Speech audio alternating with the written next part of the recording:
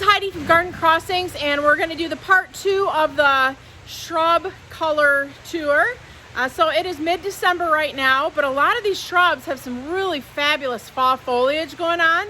Now you need to understand these are grown in a greenhouse, so they're protected from the wind, and they do get cold at night, like pretty cold, but obviously not as cold as if they were outdoors because the greenhouse does provide some protection. But I just think it's kind of interesting to go through and take a look and see what the colors of the shrubs can be in the fall landscape. So like in the previous fall foliage tour that we did, I'm going to kind of just walk through, and if there's something worth talking about, I'll stop. There's a lot of plants that you can see that really don't have any interesting fall foliage going on, or maybe they did, but it's just too cold at this point for them. So we'll just stop and take a look and see at what the colors are looking like now. I did this about a month ago, and one thing I was noticing is that a lot of the colors had really even more intensified since when I did it in mid-November. So let's just take a look and see. So this first group here is the Let's Dance Ariba. This is a big leaf hydrangea. What we're seeing here now is a lot of yellow, a little bit of that burgundy breaking through, but really not too significant as far as the flower color. Another thing I'm going to mention is it is full-on snowing right now, so if you're hearing a lot of noise in the background, we are getting absolutely pelted with the snow. And I'm going to actually kind of show you the greenhouses there. None of that was up there when I started this video just a minute ago, so you can just see the snow. I can hear it and see it whipping around up there on the greenhouse. So it's crazy, the snow here in Michigan. The next plant that we'll come across, let's see here, it looks like these are still all Ariba. We'll cross the aisle, and here we have the Winecraft Gold. This is a smoke bush, and this has really pretty like chartreuse green leaves. Now I would say this was kind of past its prime, but you can see that there are a little bit of that rusty gold coloration showing up on the Winecraft Gold.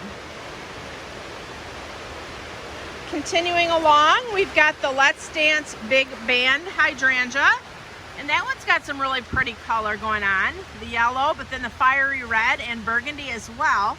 And you can see there's a little bit of different variation going on within some plants in this particular block. Another gorgeous one is the Winecraft Velvet Fog, which this one, the foliage is always nice and dark anyways during the normal growing season, but the leaves do continue to hold on and show kind of that really pretty, almost burgundy undertones. Next is the Winecraft Black, which again, I know it's got the dark foliage in the season, but you can see there's a lot of really beautiful red burgundy undertones coming through the Winecraft Black as well.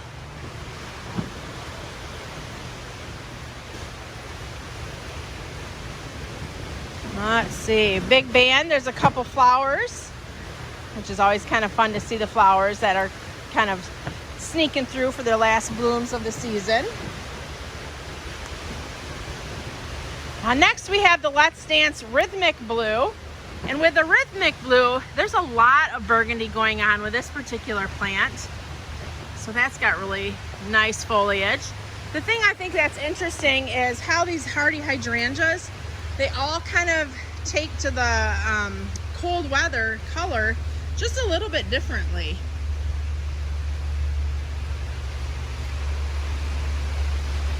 The next little group here is the Tough Stuff Red Hydrangea. And as you can see, these have pretty much just gone yellow. A little bit of red kissing the edges of the leaves, but nothing too super significant like some of the other varieties that we've seen. Here we have Pepe La Pomme. This is a pomegranate, and this just continues to try to flower all winter long. So this here is not hardy in Michigan, or barely hardy in Michigan. But this also can make a great indoor plant if you wanted to put it in a bright window. It blooms virtually all winter long in a bright sunny window. This particular plant, because it's not hardy in Michigan, I am going to mention the hardiness zones. This is hardy in zones 8 to 10, Although if you are in zone 7, you may get it to overwinter by you. So a great thought for that one is maybe using it as a house plant if you're in a cooler area. All right, continuing to maze my way through.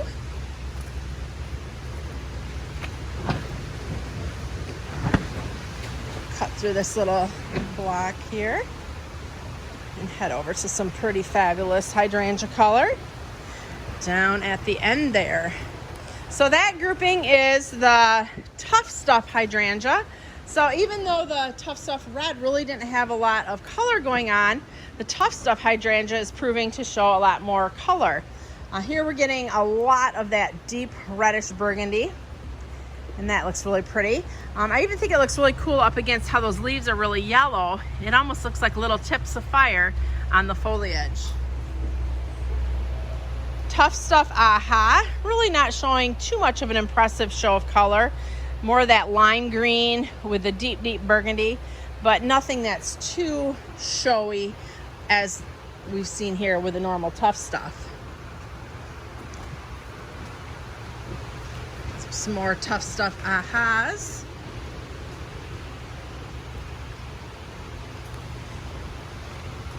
And we'll cross the aisle to look at the Abelia Funshine.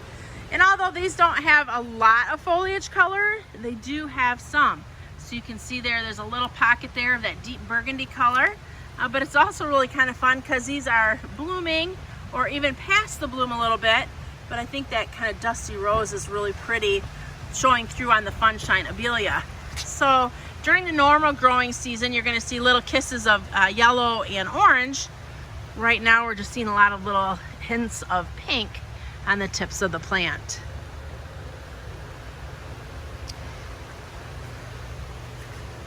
Abelia Sweet Emotion, although it's lost most of its foliage, you can see that that also gets a little bit of that nice fall color to it.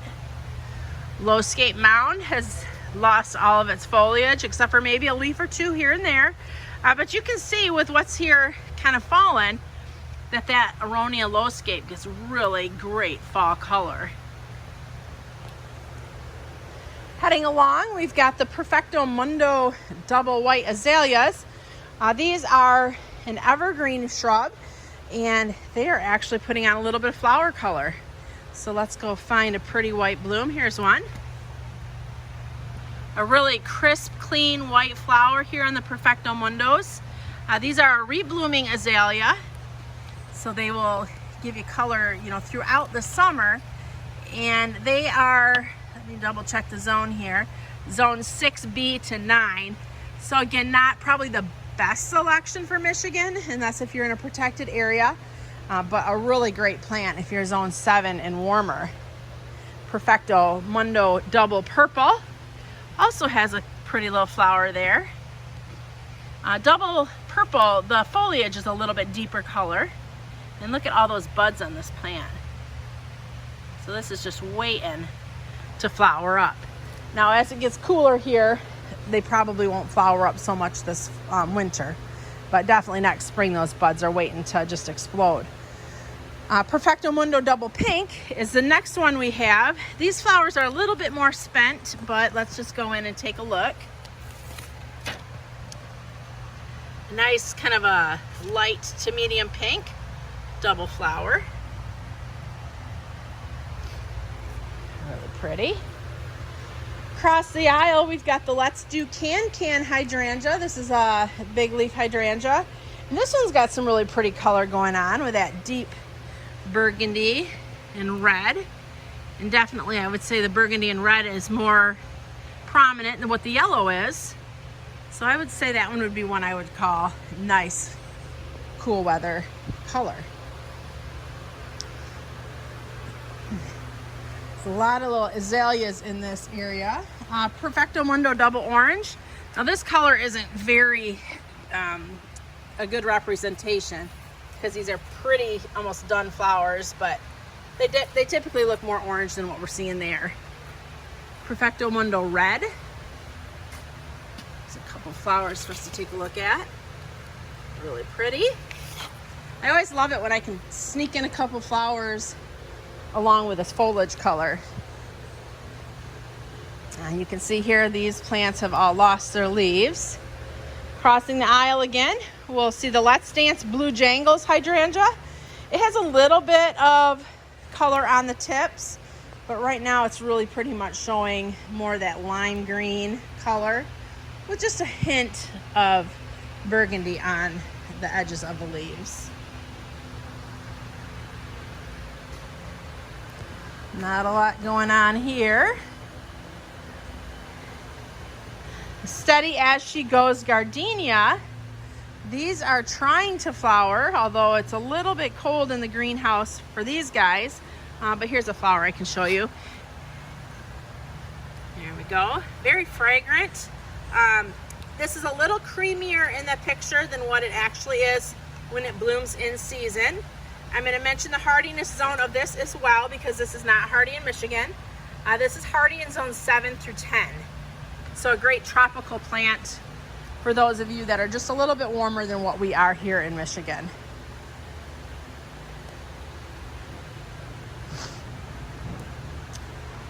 As we take the corner, you can see there's some evergreen shrubs.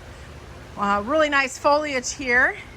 With this yellow is the soft serve gold. So if you're looking to add a little bit of foliage color to the winter landscape, soft serve gold is really quite pretty. And you can see that it's next to the regular soft serve to give you kind of a comparison between the two to see kind of what the foliage differences are between soft serve and soft serve gold. Heading across the aisle, we have some Atlas roses, and they just continue to bloom. So this is a lot, it has a lot more pink coloration in it right now in the cold. But look at that beautiful bloom. These have been non-stop since they've been planted.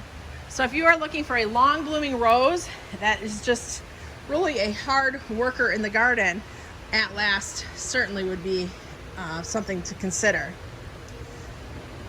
We've got the Euonymus Gold Splash.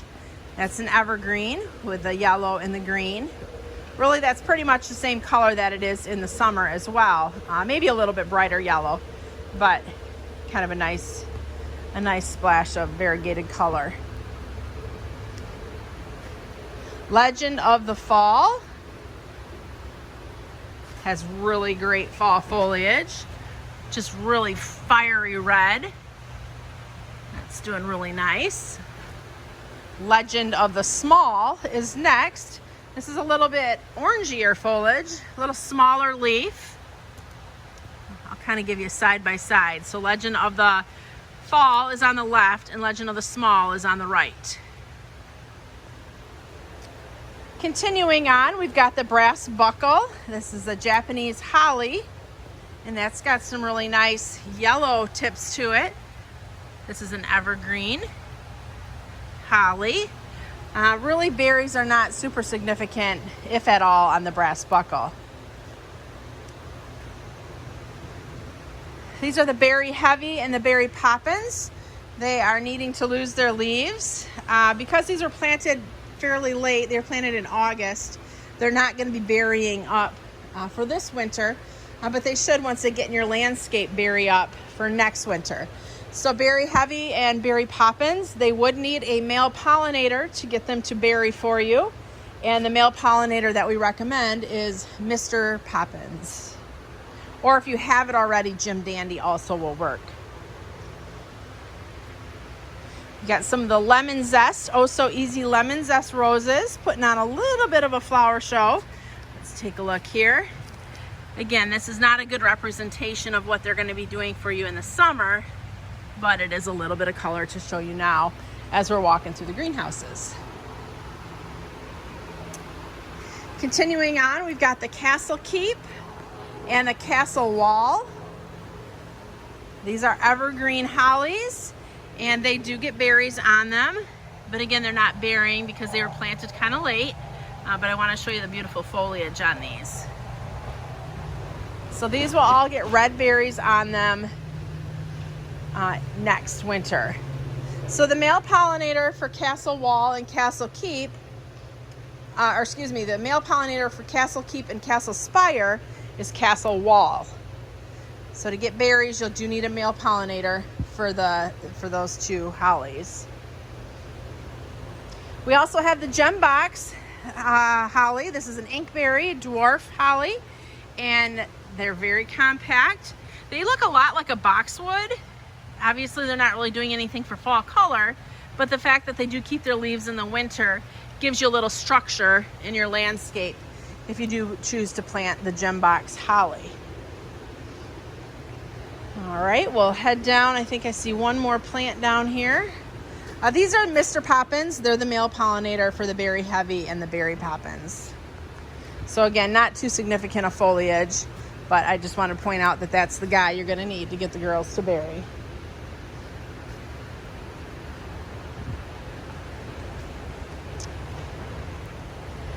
Patio, that's another great evergreen holly. Look at the very fine, dainty foliage on that. It's a really nice one that you can shape and trim. Skybox, another beautiful Japanese holly. A little bit deeper foliage, but again, kind of that nice dainty leaf. Strong box, this is a dwarf inkberry holly, a lot like gem box. Great for adding evergreen structure to the landscape for the winter as well. So I think that is about it as far as anything of interest in color in this greenhouse area. So we'll be sure to do another one. We've got more shrubs to show you. But for now, I think this is a good little sampling of what we have and showing you just some of the different colors that you may see in your fall garden when you plant these shrubs, as long as just a few bonus blooms to get you through the winter. This is Heidi from Garden Crossings.